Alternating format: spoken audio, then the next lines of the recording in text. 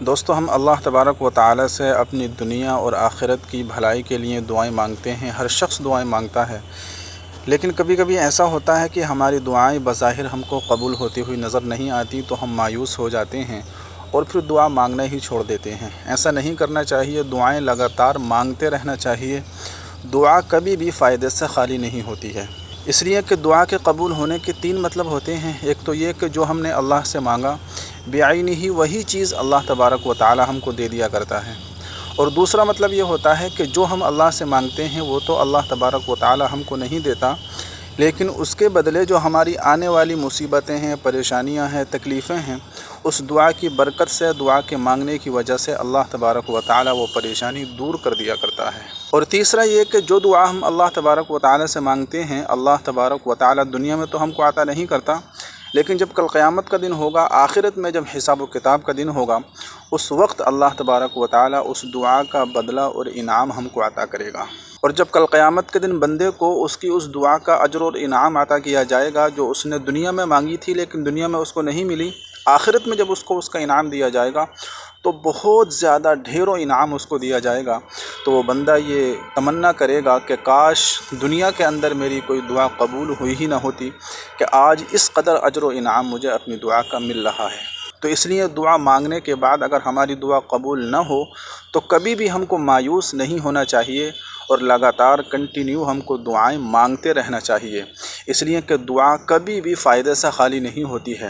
اور اللہ کے نبی علیہ الصلاۃ والسلام نے دعا کو عبادت کا مغز کہا ہے، کہ الدعاء مخ العبادہ، کہ دعا جو ہے وہ عبادت کا مغز ہوا کرتی ہے۔ آپ نے دیکھا ہوگا، اس کا تجربہ کیا ہوگا، بار بار اس کا تجربہ کیا ہوگا کہ ہم جب راستے میں جاتے ہیں تو کبھی کبھی ایسا ہوتا ہے کہ ہمارا ایکسیڈنٹ ہونے کے قریب ہی ہوتا ہے، بس ہمارے بالکل قریب سے موت ہو کر گزر جاتی ہے، لیکن اللہ تبارک و تعالی اپنے فضل سے، انعام سے اور اپنی رحمت سے اللہ تبارک و تعالی ہم کو بچا لیا کرتا ہے۔ تو یہ کس وجہ سے ہوتا ہے؟ یہ اسی وجہ سے ہوتا ہے کہ ہم نے جو دعائیں مانگ رکھی تھیں، ہم اپنی دنیا کے لیے جو دعائیں اللہ تبارک و تعالی سے مانگتے تھے، ہمیں بظاہر وہ ملتا ہوا نظر نہیں آ رہا تھا، لیکن یہ جو تکلیف اور یہ پریشانی اور یہ ایکسیڈنٹ کو جو ہم سے دور کیا گیا ہے، یہ اسی دعا کا نتیجہ ہوتا ہے، اسی دعا کی برکت ہوتی ہے۔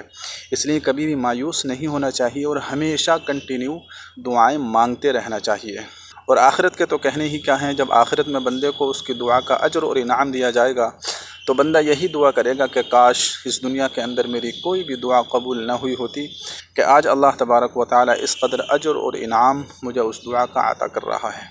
اس لیے ہمیشہ لگاتار دعائیں مانگتے رہنا چاہیے، اپنے لیے بھی مانگیے، دوسروں کے لیے بھی مانگیے، اس لیے کہ بندہ جب دوسرے کے لیے دعا مانگتا ہے تو اللہ تبارک و تعالی پہلے خود اس کو وہ چیز عطا کر دیا کرتا ہے۔ اس لیے دوسروں کے لیے دعائیں مانگنے کا اہتمام کیجیے، خود اپنے لیے نہ مانگیے۔ اور جو اللہ کے برگزیدہ بندے ہیں، محبوب بندے ہیں، اللہ کے پیارے بندے ہیں، ان کے لیے دعائیں مانگیے، اس لیے کہ جب ہم اللہ کے محبوب اور پیارے بندوں کے لیے دعائیں مانگیں گے تو اللہ تبارک و تعالی خوش ہو کر وہ چیز پہلے ہم کو عطا کر دے گا۔ اس لیے کہ اللہ تبارک و تعالی ظاہر ہے اپنے محبوب اور پیارے بندوں سے پیار کرتا ہے، محبت کرتا ہے، تو ان کی برکت سے، ان کے پیار اور محبت کرنے کی وجہ سے اللہ تبارک و تعالی ہم سے بھی پیار کرنے لگے گا، ہم سے بھی محبت کرنے لگے گا، اور پھر ان کی برکت سے ہماری دعائیں قبول ہونے لگیں گی۔ اس لیے کہ وہ بندے تو اللہ کے نزدیک محبوب اور پیارے ہیں ہی، جب ہم ان کے لیے دعائیں مانگیں گے تو اللہ تبارک و تعالی کو ہمارے اوپر بھی رحم آ جائے گا کہ یہ میرے محبوب بندے سے پیار کرتا ہے، لہذا میں بھی اس سے پیار کروں گا۔ اس لیے دوسروں کے لیے دعائیں مانگیے تو آپ کو اپنے لیے مانگنے کی ضرورت ہی نہیں پڑے گی۔ اللہ تبارک و تعالی ہم سب کو زیادہ سے زیادہ دعا مانگنے کی توفیق عطا فرمائے۔ اس ویڈیو کو اپنے دوستوں کے ساتھ بھی شیئر کیجیے۔ السلام علیکم ورحمۃ اللہ وبرکاتہ۔